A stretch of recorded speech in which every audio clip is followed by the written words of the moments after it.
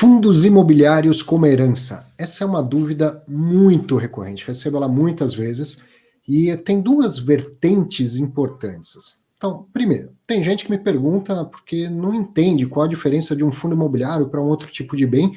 Isso eu posso adiantar, não tem diferença. Assim, você vai transmitir os seus fundos imobiliários como transmitiria uma casa, um carro, qualquer coisa assim. Mas é uma dúvida muito recorrente. Depois vem aquelas dúvidas sobre quem é o herdeiro, quem pode receber e tal. Tema importante, tema que não é tão simples assim, né? Para um advogado pode parecer simples, mas eu sei que muita gente tem dúvida.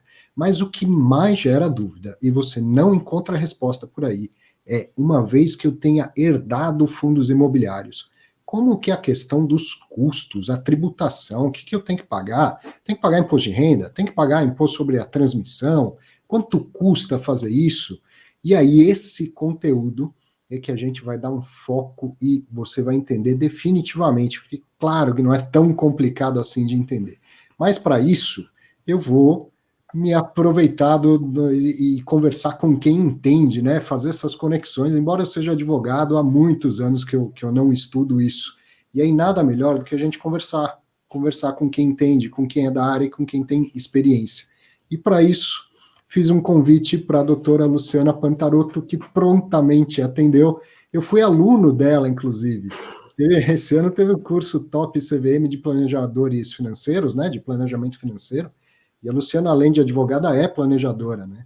E aí eu fui aluno dela, falei, putz, lembrei da professora, ela é a pessoa ideal para contar isso tudo. Obrigado, Luciana, por aceitar, né, esse desafio. A gente estava conversando agora há pouco, não é tão simples encontrar mesmo esse conteúdo, né? É verdade, Arthur.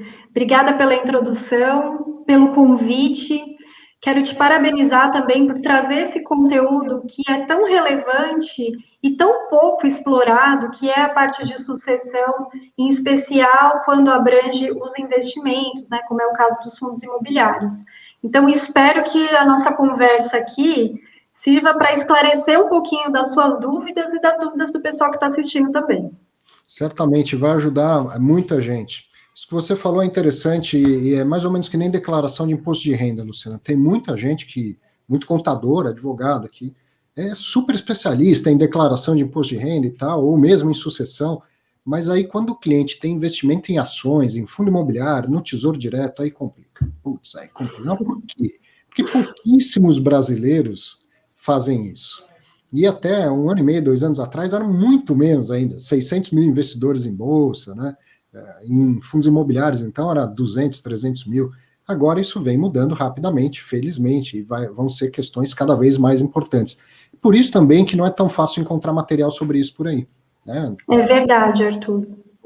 A parte do direito civil é muito mais comum de encontrar. Então, quem herda quem? Ah, mas e se o meu tio morrer, eu que sou sobrinho posso receber? Então, isso é super comum de encontrar material por aí. Mas aí, a parte da tributação, dos custos, você pode ter certeza que você vai ajudar muita gente com esse vídeo hoje. Que bom.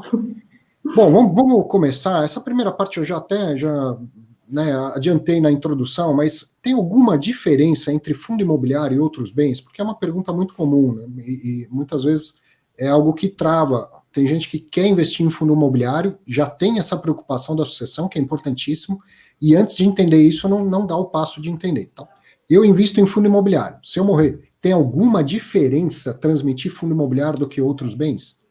Tá, ótima pergunta, Arthur. Então vamos lá. Quando uma pessoa falece e ela deixou patrimônio, é necessário fazer um inventário, que nada mais é do que um processo em que vai ser feito um levantamento de todo o patrimônio que aquela pessoa deixou e para quem aquele patrimônio vai ser destinado, né? Quem vão ser os herdeiros, os sucessores daquela pessoa. E aí, quando a gente fala de patrimônio, a gente está falando de praticamente tudo que a pessoa deixou.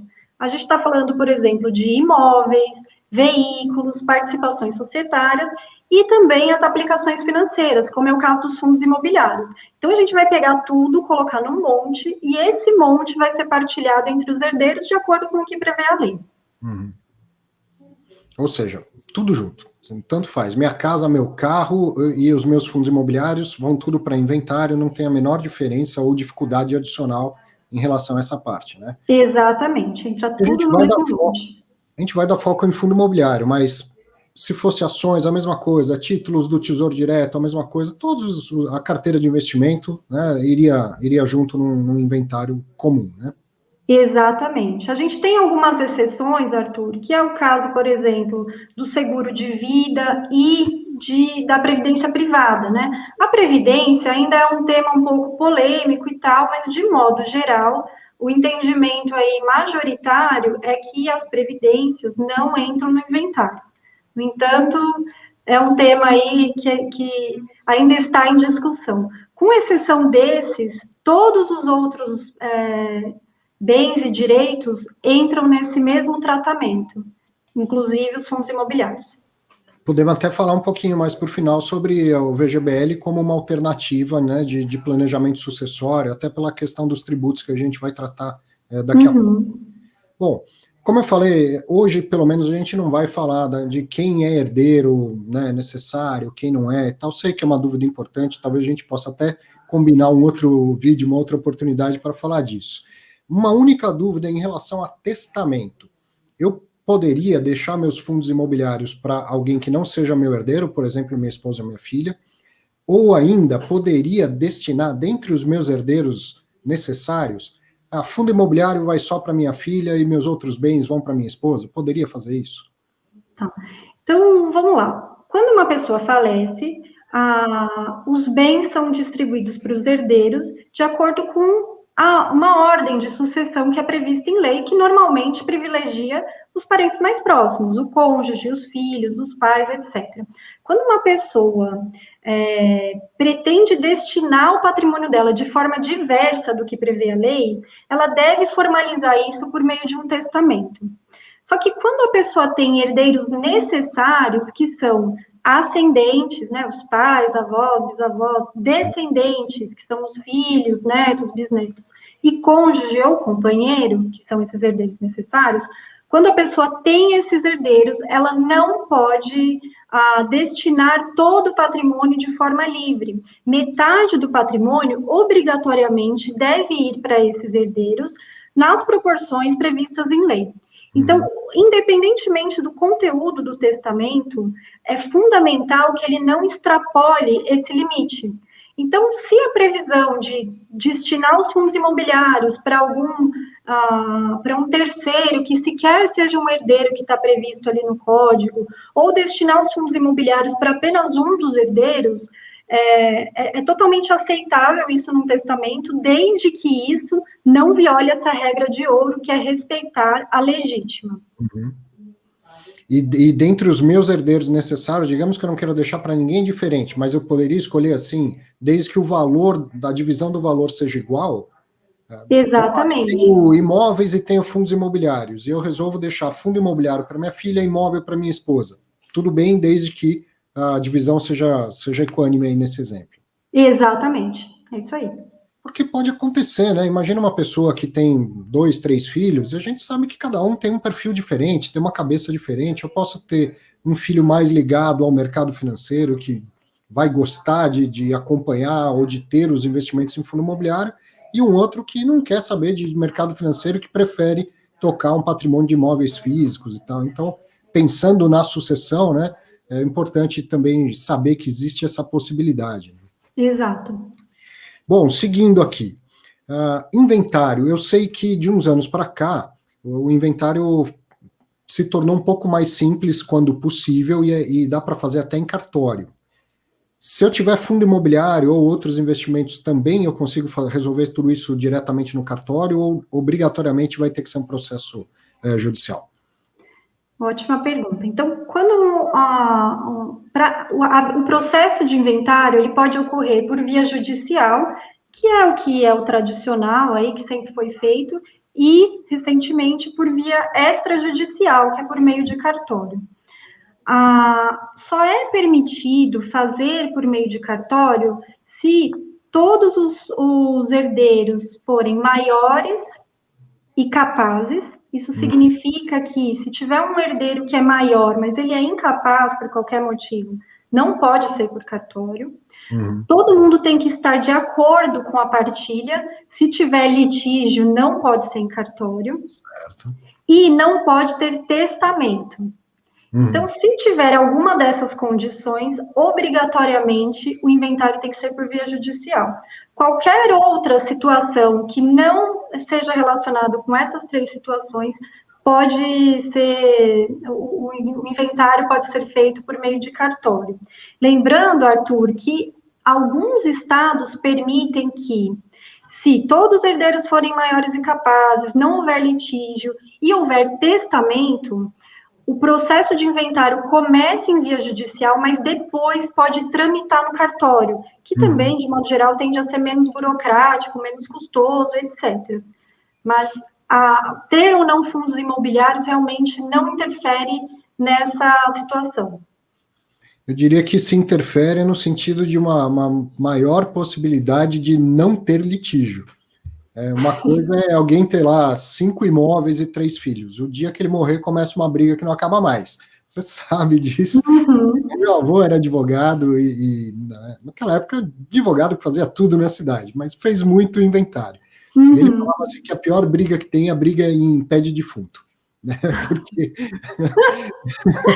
lá no velório eu não quero aquele imóvel que fica mais longe, que é ruim, eu quero o que é melhor e tal. Fundo imobiliário, não. Né? Cada um vai receber uma fração ideal. 3 filhos, cada um recebe 33% da carteira de fundos daquele investidor que faleceu. Então, ficaria mais fácil de não ter briga. Né? A menos que... E também não daria briga, mas eu fico imaginando aqui no testamento, eu tenho 15, 16 fundos imobiliários na minha carteira.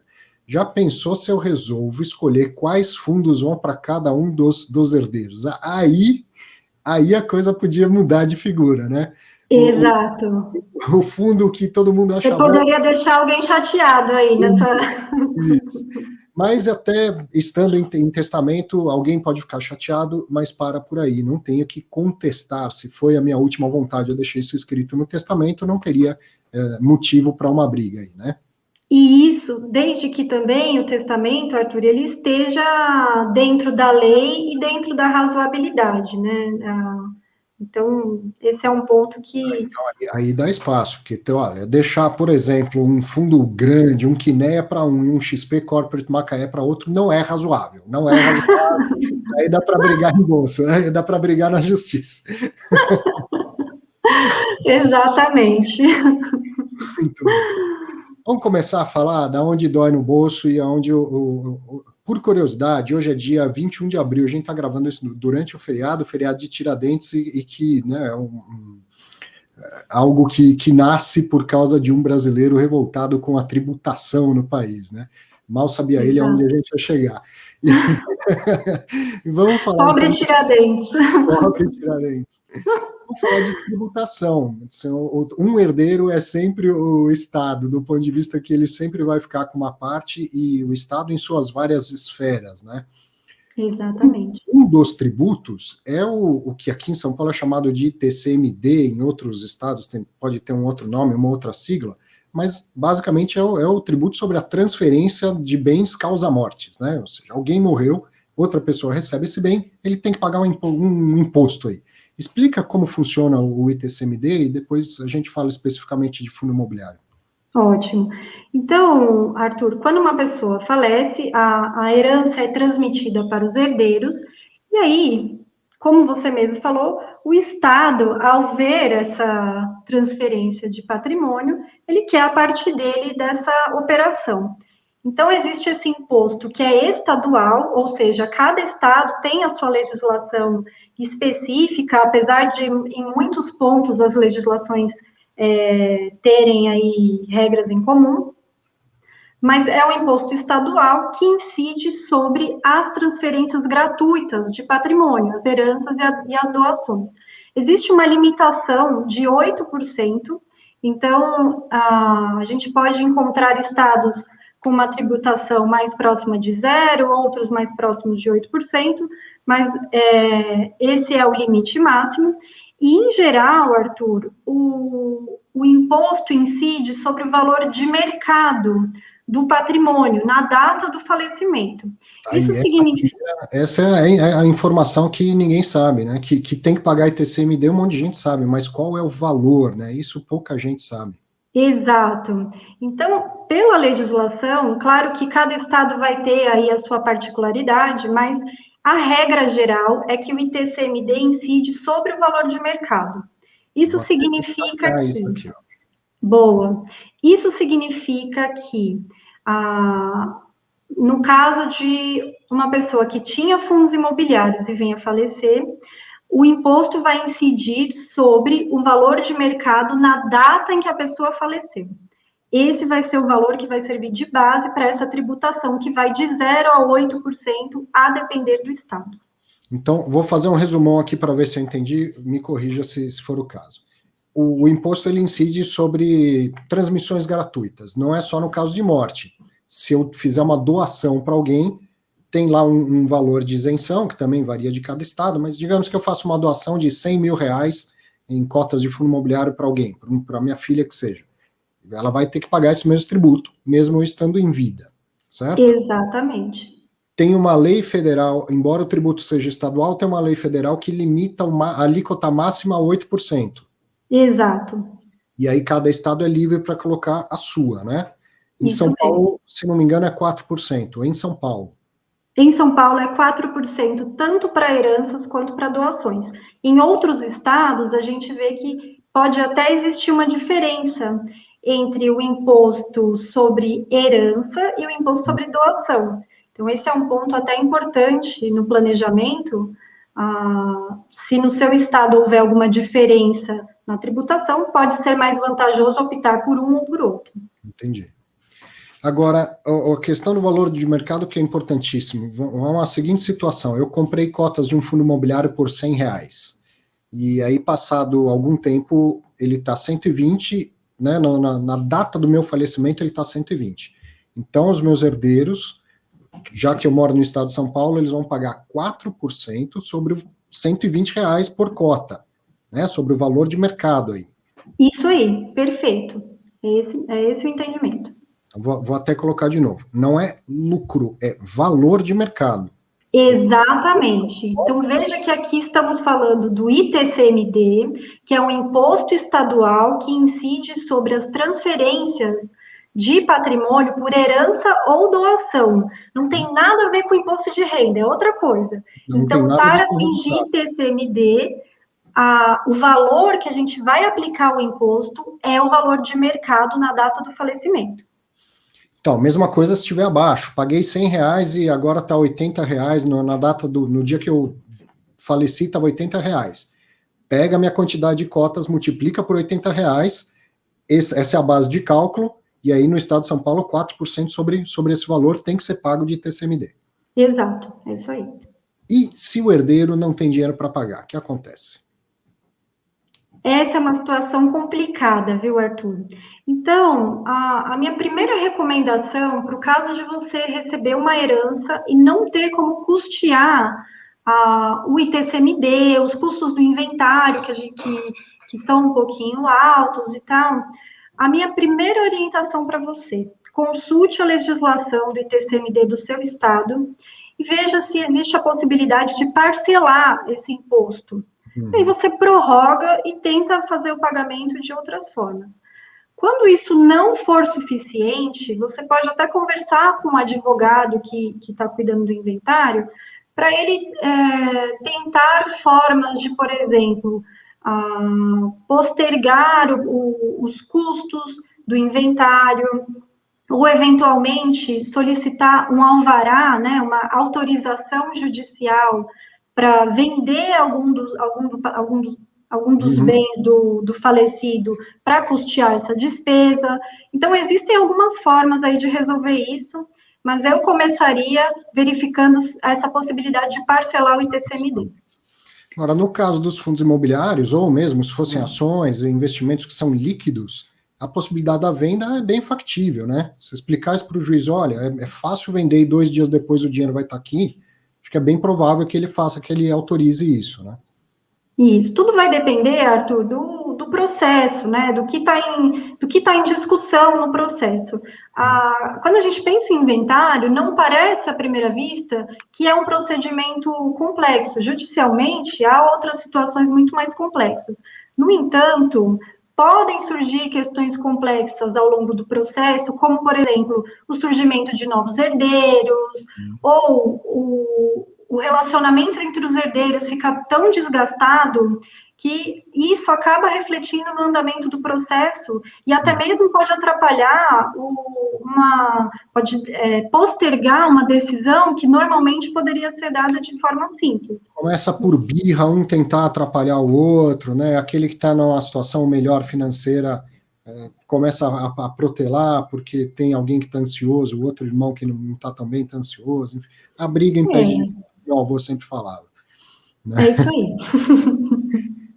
Então, enfim, uma alternativa para quem se planeja, né, do ponto de vista da sucessão, aí sim cabe a gente falar do VGBL, né, Luciana, que é pensar assim, eu tenho um patrimônio de X, quando eu vier a falecer, vai incidir o ITCMD sobre esse patrimônio, e para que os herdeiros tenham dinheiro para fazer frente a isso, eu poderia deixar esse valor reservado num VGBL que vai imediatamente antes do inventário para eles, né?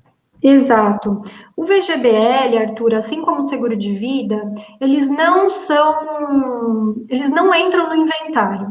Então, normalmente, o processo para os herdeiros receberem esses valores é bem mais simples e, em geral, em torno de 30 dias após a apresentação dos documentos lá para a seguradora, enfim, para a instituição financeira, em torno de 30 dias esse valor já fica disponível para os herdeiros. Então, quem tem uma situação mais complexa pode se aproveitar desses meios para dar essa segurança para os herdeiros, para que eles possam custear o inventário, custear as despesas que o patrimônio vai gerando até que o inventário seja concluído. Então, quem tem muitos imóveis, por exemplo, no começo do ano, tem uma despesa enorme de IPTU, por exemplo.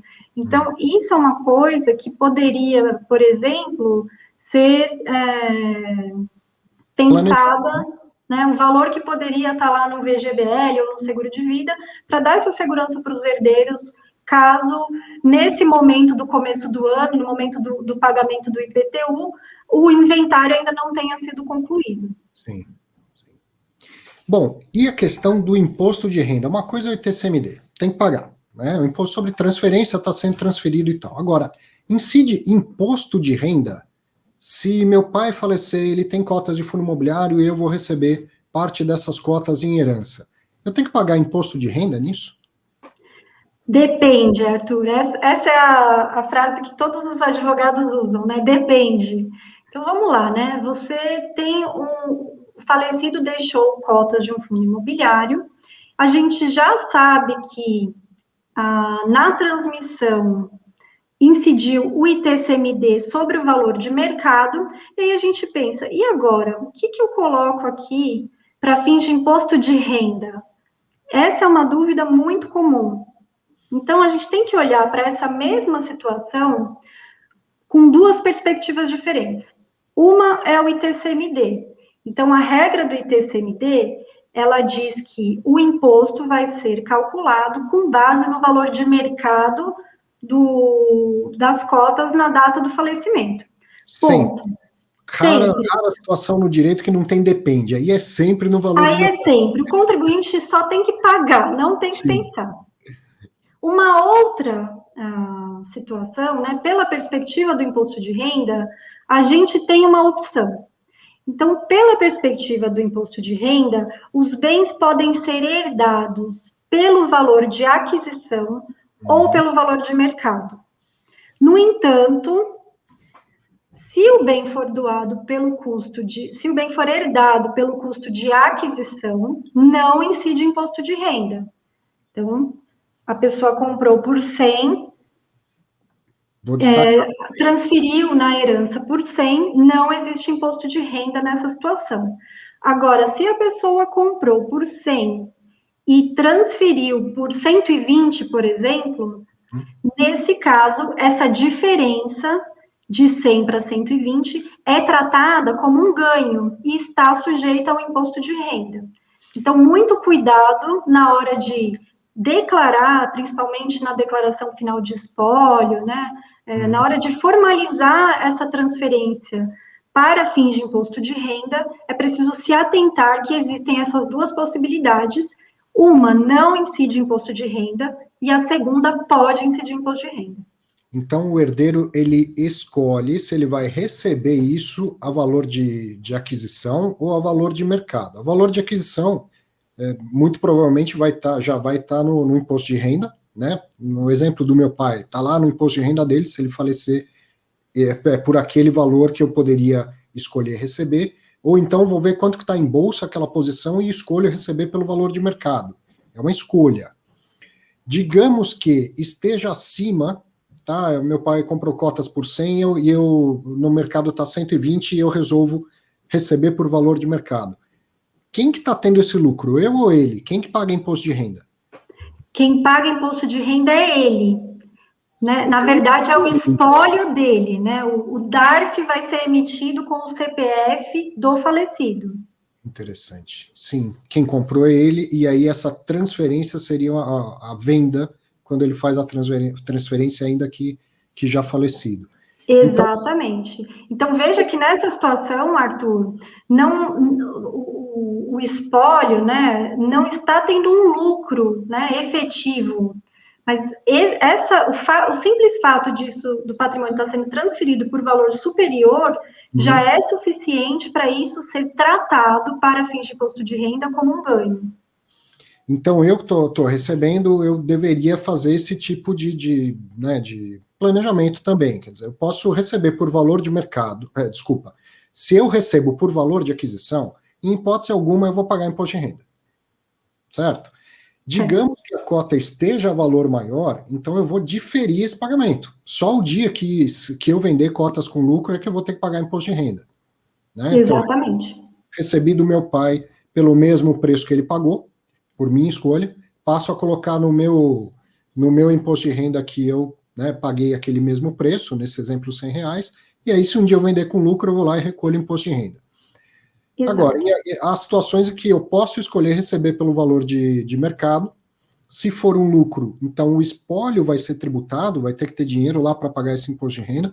E se for um valor abaixo, então eu posso escolher receber por valor de mercado e ficar marcado, digamos, por R$80. Você pode, Arthur, mas não é uma decisão inteligente. Não é, porque exato. No momento da venda, quanto maior for o seu custo de aquisição, menor vai ser a diferença entre o valor da compra e o valor da venda. Então, não é uma decisão inteligente do ponto de vista tributário transferir por valor abaixo do custo de aquisição. E agora, assim, conversando, me veio uma outra dúvida que pode ser, por exemplo, um motivo de discussão, né? Então, vamos continuar com o exemplo do meu pai. Eu tenho um irmão e uma irmã. Poderia eu escolher receber por valor de aquisição e meu irmão escolher receber por valor de mercado? Poderia. E aí Agora, ele continua o imposto de renda a pagar do espólio, né? Que acabaria afetando todos os demais herdeiros, né? Exatamente. Aí vocês teriam que entrar num acordo entre os irmãos para que isso ocorresse de forma a não prejudicar os outros herdeiros, mas seria possível. Essa situação, Arthur, de transferir o patrimônio a valor de mercado, normalmente faz sentido apenas para imóveis. Não faz muito sentido quando a gente pensa em outros ativos, porque existe uma regra para o ganho de capital de imóveis, né, falando aqui de modo resumido, que quanto maior é o período em que a pessoa tem aquele imóvel em sua propriedade, menor é o ganho que vai ser tributado. Certo. Então, normalmente, transferir um patrimônio a valor de mercado faz sentido nessa situação específica em que o ganho que o falecido, né, que o espólio vai ter que tributar, é muito menor do que o ganho que o herdeiro teria que tributar no caso de uma venda. Então, normalmente, Arthur, a gente só usa essa opção quando é vantajoso e, em geral, só é vantajoso nesse tipo de situação. No caso dos fundos imobiliários, ações e tal, fica claro que a melhor opção é receber pelo valor de aquisição, né? Exato. Exato. E é, digamos, é muito comum, né? Assim, meu pai tem fundos imobiliários de verdade e muitos dos que ele tem na carteira eu também tenho. Claro, a gente conversa, eu aconselho ele e tal. E aí, Uhum. digamos então que eu herdei cotas de um fundo que eu também já possuo. Eu vou alterar o meu preço médio de aquisição. Vou pegar Exatamente. as cotas que Exatamente. eu já Bem tinha naquele pensado. preço, mais o que eu estou recebendo ao custo de aquisição dele, se eu escolher assim, e aí eu calculo meu novo preço médio, né? Exatamente. Exatamente. É isso aí. Dúvida que muita gente tem, né? Quando fala em tributação, em preço médio, isso tudo, né, gera muita dúvida. Acredito que dessa parte, ó, falamos do imposto de renda e de todas as suas nuances, falamos do ITCMD, de tributo parou por aí, né? Chega de pagar imposto, né? É Mas, verdade. Assim, já é bastante, né? Tá bom assim. mas tem mais gente aí nessa, né, envolvido nessa sucessão. Eu vou falar de cartório, eventualmente de um processo judicial e do advogado, que não é ONG, né? Advogado também tem que ganhar os seus honorários. Se a gente for, então, agora olhar para este lado aí, tirando a parte da tributação, quanto custa isso? Eu sei que aí o depende é a resposta correta, né? Mas quanto em média pode custar um processo de sucessão? Olha, Arthur, essa é uma questão que realmente depende. E a gente tem que olhar também para cada estado. Então, normalmente a Uhum. gente tem um parâmetro estadual. Então, vou dar um exemplo aqui do estado de São Paulo. A OAB de São Paulo tem uma tabela de recomendação de valor de honorários, que é uma tabela que serve como base, mas os advogados não são obrigados a seguir essa tabela. Eles podem estimar os honorários deles de acordo com o que eles julgarem aí suficiente. Mas nessa tabela, Arthur, de modo geral, os inventários extrajudiciais, que são aqueles realizados em cartório, os honorários para isso começam em 6% do valor do patrimônio, Caramba. e no caso de inventários judiciais, pode chegar até 10% do valor do patrimônio quando há litígio, porque aí a gente está falando de processos que vão ser mais complexos, que vão levar mais tempo para serem decididos, então certamente vão exigir vão demandar muito mais tempo do advogado. Então, normalmente, o que está lá na tabela da OAB de São Paulo é isso. No entanto, em outros estados, pode ser que a tabela da OAB seja um pouquinho diferente, porque aí tem a variação de estado para estado. E um ponto importante, Arthur, que talvez muita gente não saiba, mas é obrigatório ter o acompanhamento do advogado em ambos os inventários, ou Uhum. inventário judicial ou inventário em cartório, precisam ser acompanhados por advogado. Então, você não vai conseguir se livrar dos advogados. Havendo a possibilidade de fazer em cartório, né? Todo mundo é maior, é capaz, não tem litígio e tal. Tabela OAB de São Paulo, 6% sobre o valor total que está sendo né, do espólio, sobre o valor Exato. total. E isso Exato. é pago em que momento? É calculado sobre o bruto, sobre o líquido? Por exemplo, a gente está falando aqui dos tributos. ITCMD em São Paulo vai deixar 4%, né? Quando o advogado calcula, no caso do cartório, 6% sobre o valor antes ou pós-tributação? A tabela da OAB não entra nesse pormenor, Arthur. Então, isso é o tipo de coisa que Que precisa vai ser. estar bem detalhado no contrato. Uhum. Então, se atentem a esses pontos, né? Tem advogado que, para simplificar, coloca um valor fixo ou coloca um valor por horas. Então, vocês vão encontrar no mercado profissionais para todos os bolsos. Essa é a tabela da OAB, que é uma tabela de referência e pode ou não ser seguida pelos advogados, tá? E aí, se for judicial, até 10%. E no caso da custa, foi para o cartório também vai cobrar. Quanto custa o processo de sucessão no cartório? O cartório também depende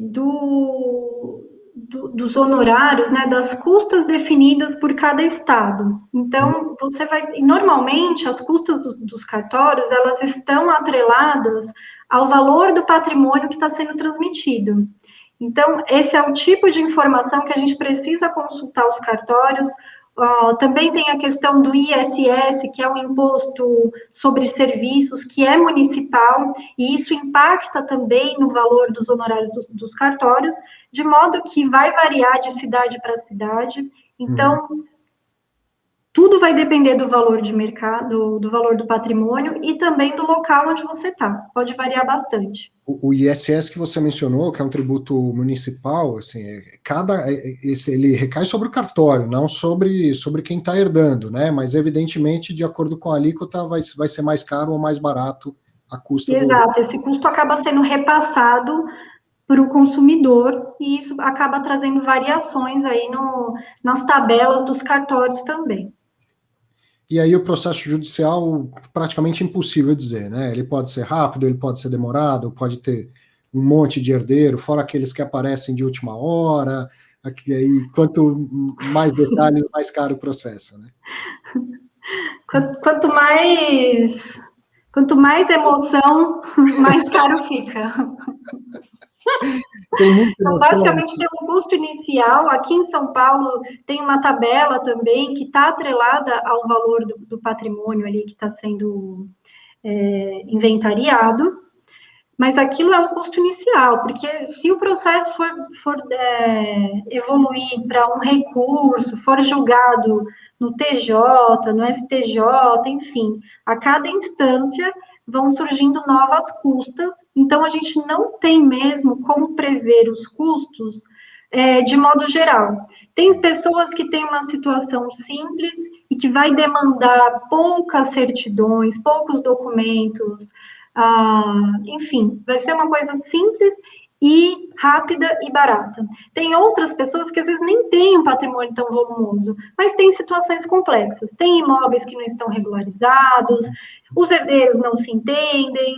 Então, realmente é uma situação que depende. Estava ainda num processo sucessório como herdeiro e vem a falecer, e aí então, né, os herdeiros passam a fazer parte do outro espólio. É uma história que quase não tem fim às vezes, né? Exato, exato. A história sem fim. Além de advogada, você é planejadora financeira. Então, quem de repente está acordando para isso agora, não tinha pensado em tudo isso e gostaria de evitar que os seus herdeiros passassem por essas emoções, digamos assim, por esses desgostos, dá para se planejar e tentar, né, minimizar ao máximo esse tipo de problema, né? Exato, Arthur, esse é um ótimo ponto. Existem diversas ferramentas permitidas pela lei para facilitar essa transferência de patrimônio para os herdeiros. Então, a gente comentou aqui do testamento, que é uma opção que pode evitar, né, por exemplo, litígio entre os herdeiros depois do falecimento, mas existem outras ferramentas aí que a gente poderia utilizar, e isso, claro, vai depender da situação familiar, da vontade daquele indivíduo, né? A gente tem que fazer um levantamento do que está em jogo para poder indicar qual a melhor ferramenta. Mas a gente tem, por exemplo, o VGBL, o seguro de vida, que servem, por exemplo, para dar essa segurança financeira, essa liquidez para os herdeiros durante o processo do inventário. Existem as holdings para colocar os imóveis, né? Enfim, fundos de investimento para situações aí com um valor de patrimônio um pouco maior. Então, existem as doações em vida também, né? Que a gente já consegue antecipar em vida a destinação, a distribuição de uma parte do patrimônio para os herdeiros, a gente já consegue ir acompanhando o que esses herdeiros estão fazendo, como eles estão administrando esse patrimônio, supervisionando isso em vida. Então, existe uma série de estratégias que são muito pouco divulgadas, mas que podem facilitar bastante a vida. Algumas delas trazem vantagens também do ponto de vista financeiro, do ponto de vista tributário. Então, tem bastante coisa interessante que pode ser utilizada para evitar essa emoção toda no momento do inventário, Arthur.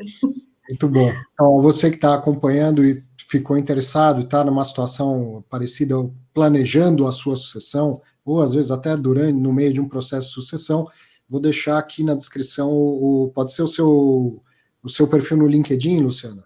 Pode sim, tá ótimo. Vou deixar o contato da doutora Luciana, procure por ela lá, que certamente vai poder te ajudar, mas tem uma coisa, não é conselho, né? É parecer, tá? Custa. Então, por favor, respeite o profissional. Procure a doutora Luciana Pantaroto, ela vai ter todo o prazer de te dar um parecer e cobrar por isso. Vai ter todo o prazer. Conselho não, conselho a gente pede para os amigos. Tá certo? Tá certo. Luciana, muito obrigado. Como eu falei no começo, talvez neste momento não esteja tão claro, mas você vai ver ao longo do tempo, nos comentários desse vídeo, o quanto você ajudou as pessoas, né, com esse conteúdo que a gente sabe que foi numa conversa leve, num assunto pesado, que é morte, falecimento, sucessão, num momento em que a gente está passando com milhares de mortos todos os dias, só por uma única causa, imagina tudo mais. Quer dizer, o assunto não é leve, mas você conseguiu transformar essa conversa importante e pesada numa conversa leve e ajudou milhares de pessoas com esse conteúdo, pode ter certeza. Olha, espero que sim, Arthur, e estou muito feliz de poder ter contribuído aí, esclarecido as dúvidas do pessoal que está assistindo. Legal, obrigado mesmo, viu? Obrigada, tchau, tchau. Tchau, tchau. Para você que acompanhou, então, compartilhe esse vídeo para fazer esse conhecimento chegar até mais gente. Como a gente disse, é um tipo de assunto que é difícil de encontrar por aí. Agora não é mais. Então, compartilhe e leve esse conhecimento para mais pessoas. Grande abraço, até o próximo vídeo.